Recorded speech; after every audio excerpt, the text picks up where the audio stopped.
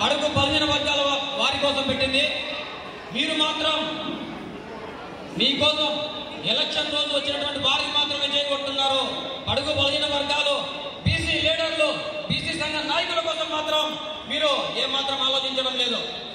కానీ బీసీ సంఘ నాయకులు మీకోసం, మీ భవిష్యత్తు కోసం, మీ పిల్లల రేపటి తరాల భవిష్యత్తు కోసం, మీ పిల్లలకు ఉద్యోగాల కోసం, ఉపాధి కోసం బీసీ నాయకులు పోరాడుతున్నారు.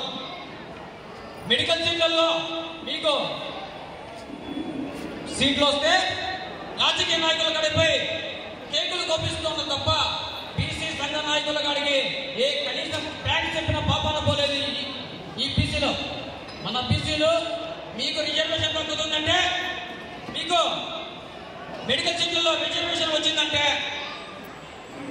లేదా మైనార్టీలకు 4% రిజర్వేషన్ అమలు చేయాలన్నా, బీసీలకు 27% రిజర్వేషన్ అమలు పరచాలన్నా బీసీ సంఘ నాయకులే, బీసీ సంఘ